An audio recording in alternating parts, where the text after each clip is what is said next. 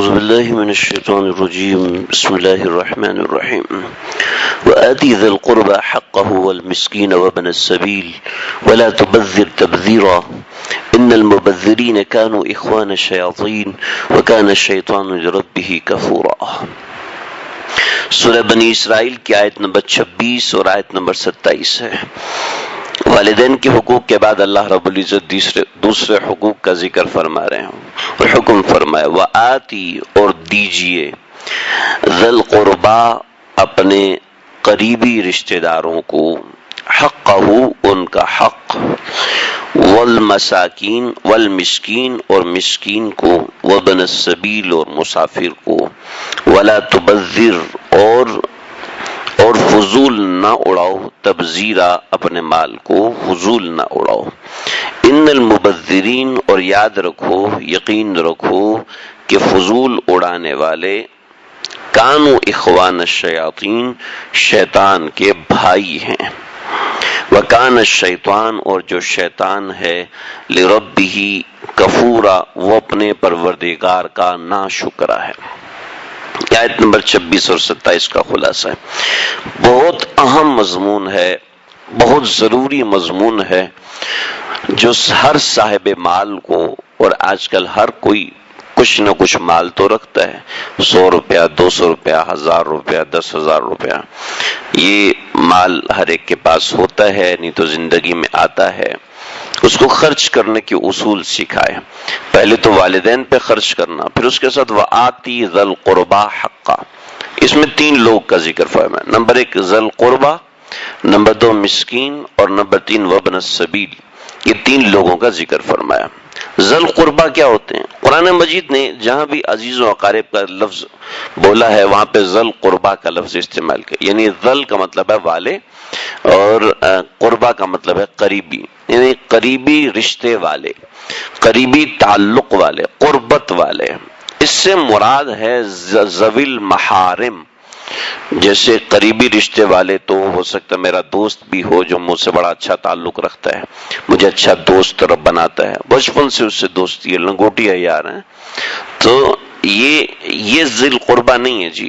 ذی القربا کہتے ہیں ذوی المحارم، یعنی جو حرمت والے، یعنی رحم سے جڑے ہوئے، جیسے ماں سے جڑے ہوئے ہیں، باپ سے جڑے ہوئے ہیں، یعنی ماں سے جڑے ہوئے، جیسے ماں کی بہن ہے، جیسے ماں کی ماں ہے، جیسے ماں کی بیٹی یعنی بہن، ماں کا بیٹا یعنی کہ بھائی، اسی طریقے سے والد کی والدہ جیسے دادی ہے، پھر دادا ہے، پھر چچا ہے، پھر پھوپھی ہے، پھر ماموں ہے، پھر خالہ ہے، اور یہ ہیں ذوی الارحام، یعنی ارحم والے رشتے، جیسے بہنیں ہیں، جیسے بھائی ہے، یہ ذوی الارحام ہیں۔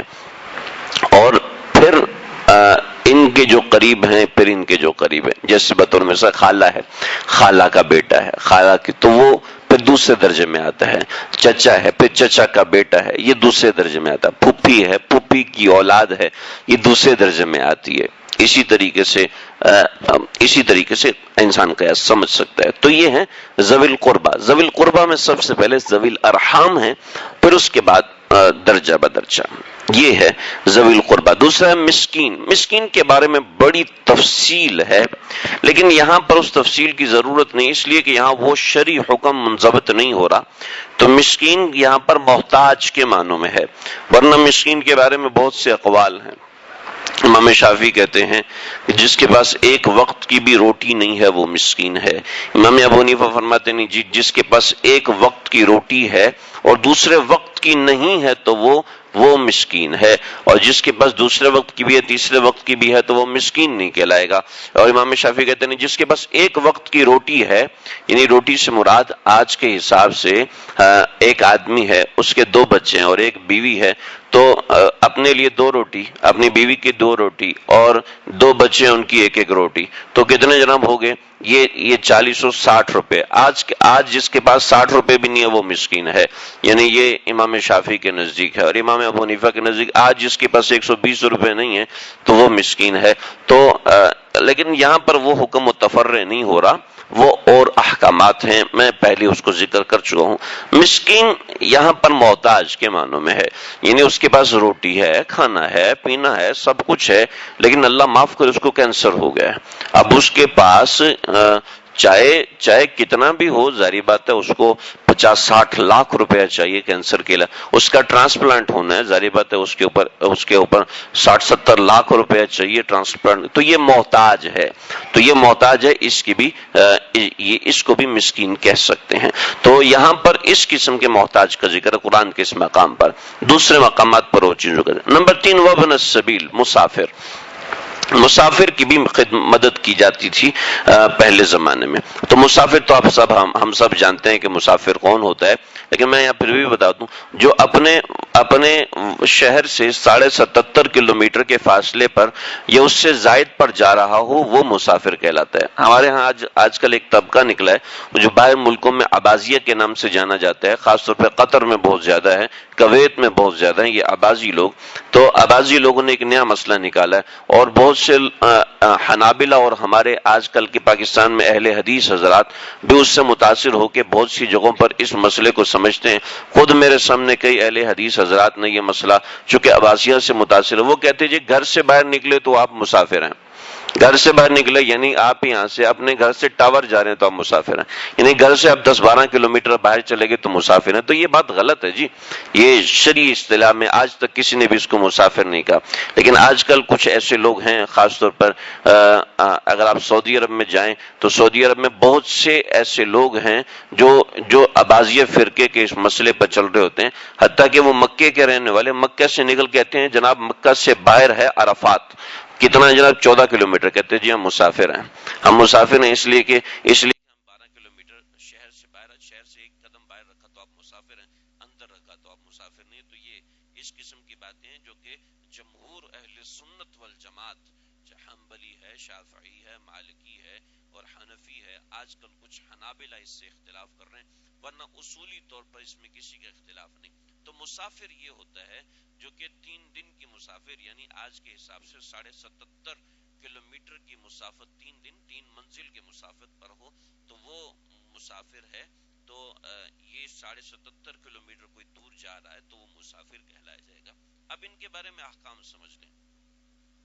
ذوی القربہ، ذوی القربہ امام ابو حنیفہ فرماتے ہیں کہ کسی کے ذوی الارحام یعنی ذوی القربہ میں ایسے لوگ ہیں جن کی ایسی ضرورت پڑ گئی ہے کہ وہ محتاج ہو گئے ہیں اور اپنی محتاجگی دور نہیں کر سکتے، تو اب اس شخص کی ذمہ داری ہے جس کے پاس مال ہے کہ اپنے ذوی القربہ کا خیال رکھے، ان کا نان نفقہ متعین کرے۔ اب وہ ایک نہیں بلکہ 4 ہیں اور اس کے پاس ہیں 100 روپیہ، تو اپنے پیسوں کو ان سب پہ برابر تقسیم کرے۔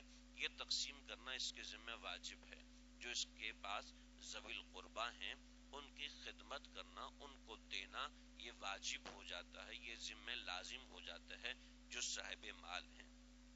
اب مسئلہ یہ ہے کہ ہمیں کیسے پتہ چلے جی، یہی سب سے بڑا مسئلہ ہے۔ ہم نے اپنے استاد جی، ہم شرح جامی پڑھ رہے تھے، شرح جامی کتاب ہے زبر زیر پیش قرآن مجید کے نا، یہ وللآخرۃ، یہ تو کے اوپر پیش کیوں آیا؟ تو یہ کتاب ہے جس سے آپ کو اعراب کے بارے میں پتہ چلتا ہے کہ زبر زیر کہاں آتا ہے، کیوں آتا ہے، کس وجہ سے آتا ہے۔ تو ایک جگہ پر 2 زیر لگے ہوئے تھے، ہم نے کہا استاد جی یہ 2 زیر پڑھنا مشکل نہیں ہے، آپ کیوں کہہ رہے ہیں کہ مشکل ہے، ہم تو بڑی آسانی سے اس کو پڑھ لیتے ہیں۔ تو فرمانے کہ انتم تدرسون النحو بالپشتو عجیب ہے نا، ہمارے استاد میں پشتو میں شرح جامی پڑھا رہے تھے اور فرماتے کہ تم عربی کو پشتو میں پڑھ رہے ہو، اور میں بھی تمہیں کہتا ہوں تم عربی کو اردو میں پڑھ رہے ہو، اس لیے تمہیں نہیں پتا۔ اب مسئلہ یہ کہ ہم لوگ قرآن کا صرف ترجمہ پڑھ لیتے ہیں، جی یہ کیسے ہوگا ہے؟ ہمیں کیسے پتا چلے؟ شریعت نے ایسا قانون دیا ہے، ایسا طریقہ کار دیا ہے، دیکھیں عام مسلمانوں سے ہر نماز میں ملاقات کروائی، دن میں 5 بار عام مسلمانوں سے ملاقات کر کہ سارے محلے والے ایک جگہ ملا کرو، یہ نماز رکھی ہے۔ مسلمانوں پھر جمعے کے دن سارے محلے نے سارے علاقے والے ایک جگہ پہ آ کے ملا کرو، اور پھر عیدین میں سارے شہر والے ایک جگہ پہ آ کے ملا کو۔ آج آبادی زیادہ ہونے کی وجہ سے ہمارے ہاں مسجدیں اس نظام کے تحت نہیں بنائی جاتی، اللہ کرے کہ کوئی ایسا نظام ہمارے ملک میں رائج ہو کہ مساجد اور عیدگاہیں اس نظام کے تحت بنائی جائیں، لیکن اسلام میں عیدگاہ کا وجود اس وجہ سے ہے، باقی حکم ہے، وہ حکم کی علت یہ ہوتی ہے. ایسی نماز کی علت بھی ہے کہ سب ایک دوسرے سے ملنے ملاقات. اسی وجہ سے اپنے محلے کی مسجد چھوڑ کے دوسرے محلے کی مسجد میں بلا عذر نماز پڑھنے جانا مکروہ ہے. اپنے محلے کی مسجد کو نہیں چھوڑنا چاہیے، الا یہ کہ وہاں کے عالم سے کچھ خاص نفع ہوتا ہے، جیسے بڑے عالم ہیں، جیسے بڑے مفتی ہیں، ان سے کوئی خاص نفع ہوتا ہے تو ٹھیک ہے. جیسے بطور مثال وہاں کوئی کام چل رہا ہے، دین کا کام چل رہا ہے، دین کی محنت، تو پھر تو ٹھیک ہے. لیکن ایسے ہی جناب اس مسجد کے اندر یہ چیز ہے، اس مسجد میں وہ محض اس وجہ سے اپنے محلے کی مسجد چھوڑ کے دوسری مسجد میں جانا یہ مکروہ ہے. قدوری میں مسئلہ ہے، ہدایہ میں مسئلہ ہے، شامیہ میں مسئلہ ہے، یعنی بڑی بڑی کتابوں میں یہ مسئلہ لکھا ہوا ہے. تو بہرحال یہ تو اس کو شریعت میں کہتے ہیں عاقلہ. جب شریعت کا قانون تھا تو اس وقت ایسے ہوتا تھا جیسے کسی نے کسی کا ایکسیڈنٹ ہو گیا، اب ایکسیڈنٹ میں اس کی جان چلی گئی، اب جان جانے کے بعد اس کو خون بہا دینا پڑے گا اور یہ بندہ کمزور ہے. تو اب قاضی یہ نہیں کہتا تھا کہ تو نے مارا تو دے، کہتے عاقلہ کو بلاؤ. عاقلہ کہتے ہیں اس کے تمام ذوی الارحام، اس کے تمام ذوی الارحام کو بلاؤ، ان سب کو، اور ان سب کے تیرے ذمے اتنے، تیرے ذمے اتنے، تیرے ذمے اتنے، تیرے ذمے اتنے. جی ہمارا کیا قصور ہے؟ شریعت نے انصاف سکھایا. آپ اپنے بھائی سے کیسے غافل ہو گئے؟ آپ اپنے بھائی کی اصلاح کی آپ کو فکر کیوں نہیں؟ آپ کا بھائی نشہ کر رہا ہے، آپ کو پتہ ہی نہیں؟ کرتا ہے پریشانوں کی لگے، اے نہیں ہے یہ طریقہ نہیں. شریعت نے یہ سکھایا جناب آپ کی بہن ہے، بے راہ روی کا شکار ہے، کیوں شکار ہے آپ کے ہوتے ہوئے؟ آپ کو اس کی فکر ہونی چاہیے، آپ کو اس کا دھیان ہونا چاہیے. یہاں تو ہمسائے میں میت ہو جاتی ہے، ہمیں کیا، ہم تو کرکٹ دیکھیں گے رات کو، بڑا ضروری میچ ہے، کسی کو کسی کی پرواہ ہی نہیں ہوتی. بالکل مغربی معاشرہ بنتا جا رہا ہے. یہ قرآن کا درس ہے، جو قرآن کا درس ہے جو ہمیں سکھاتا ہے کہ ذوی القربا کا تعلق کیسے رکھنا ہے. محض صرف پیسے دینا نہیں ہوتا بلکہ ہر چیز میں جوڑ ہوتا ہے. تو اس ماحول کو دیکھیں. اس کے بعد اللہ کہتے ہیں وَآتِ ذوی القربا حقہ، میرے پیسے پہ میرے بھائی کا کیا حق ہے؟ جی آج کل تو ماں باپ کو نہیں دیتے نا، میرے پیسے پہ میرے بھائی کا کیا حق ہے؟ شریعت کہتی ہے صرف تیرے بھائی کا حق نہیں ہے بلکہ تیرے تمام ذوی الاقارب کا حق ہے. ہم اسلام کی تاریخ دیکھیں تو اس میں یہ چیزیں نظر آتی ہیں. جب صاحب مال لوگ مال پہ قابض ہو کے بیٹھ جاتے ہیں، وہ 4-4 لاکھ کی گھڑی پہنتے ہیں، 75-75 ہزار کا جوتا پہنتے ہیں، اور 40-40 ہزار کی ٹائی لگاتے ہیں، 50-50 ہزار کے بیلٹ لگاتے ہیں. آپ حضرات تو شاید نہ جانتے ہو، لیکن آپ اگر تھوڑا سا آگے پیچھے دائیں بائیں پوچھیں گے تو آپ کو ہزاروں ایسے لوگ آپ کی اسی سرزمین اور اسی شہر کے اندر ملیں گے جن کا اسٹیٹس یہ ہوتا ہے وہ جناب ٹوپی نہیں پہنتے. کیوں جی؟ میں نے کبھی 10,000 20,000 سے کم کی چیز پہنی نہیں ہے. وہ یہ چھوٹا موٹا اسمارٹ فون استعمال نہیں کرتے، کہتے جی ہم کم از کم 3-4 لاکھ والا فون استعمال کریں گے. تو یہ بھی ایک دنیا ہے جو یہیں پر آباد ہے، ہمارے ساتھ آباد ہے، قرآن و حدیث سے روگردانی کی وجہ سے. تو بہرحال ہم جس ماحول میں رہ رہے ہیں اور جو ہمارا اپنا گھر کا اسٹیٹس ہے، ہم ان چیزوں میں اس کا خیال رکھ سکتے ہیں. مثلا کیسے؟ ہمارے استاد محترم حضرت، باقاعدہ میرے استاد نہیں، بس کسب فیض کیا، حضرت مولانا اسلم شیخو پوری صاحب شہید رحمت اللہ علیہ. حضرت مولانا اسلم شیخو پوری صاحب فرماتے میں ہر ہفتے اپنے رشتہ دار جنہوں نے مجھے دھکے دے کے گھروں سے نکالا تھا، میں ان کو فون کرتا ہوں، ان کی خیر خبر لیتا ہوں، اور جب پتہ چلتا ہے کہ پریشان ہے تو میں ان کو پیسے بھی بھیجتا ہوں. اور اللہ تعالیٰ جب ان کو پیسے بھیجتا ہوں تو اللہ ایسے روزی میں برکت دیتے ہیں، ایسے برکت دیتے ہیں کہ میں آپ لوگ کر کے دیکھو تب آپ کو پتہ چلے کہ کیسے برکت آتی ہے. تو اپنے رشتہ داروں کو دینے سے وآتی ذی القربى حقہ، میں کہوں یار بھائی اس کو 100 روپے دے دو، یہ دے دے، اور بعد میں اس کے پاس کھانے کا نہ ہو، یہ میرے پاس آئے گا نا بھائی تم نے کہا تھا 100 روپے دے دو، میں نے تو دے دیے، اب میرا کیا بنے گا؟ تو میں کیا کروں گا؟ مجھے اگر اللہ نے دیا ہوگا تو ماشاءاللہ تو نے میرے کہنے پہ 100 دیے، لے میں تجھے 1000 دیتا ہوں. اور یہاں تو ایک دوسرے کو کہنے کی ضرورت ہے، اللہ کو تو کہنے کی ضرورت نہیں ہے. جب اللہ کہہ رہے ہیں وآتی ذی القربى حقہ، اپنے رشتہ داروں کو دیا کرو. ہمارے حضرت مفتی اعظم پاکستان حضرت مفتی رشید احمد صاحب رحمۃ اللہ علیہ، ان کے تمام مریدوں کی ذمہ داری تھی ہر مہینے تنخواہ کا 10واں حصہ، 5واں حصہ، 20واں حصہ، جو حصہ کسی کو توفیق ہے اتنا حصہ نکال کے یہاں ٹیبل پہ رکھ دیا کرو. اور وہ ٹیبل پہ رکھتے، اور ٹیبل پہ رکھنے کے بعد اس کو ان کو تقسیم کرتے. جب دیکھتے سال ہو گیا 2 سال ہو گیا کہتے ہاں اب تمہاری عادت ہوگی, اب میری ٹیبل پہ رکھنے کی ضرورت نہیں, اب خود تقسیم کرو, اب خود اپنا مال خرچہ کرو.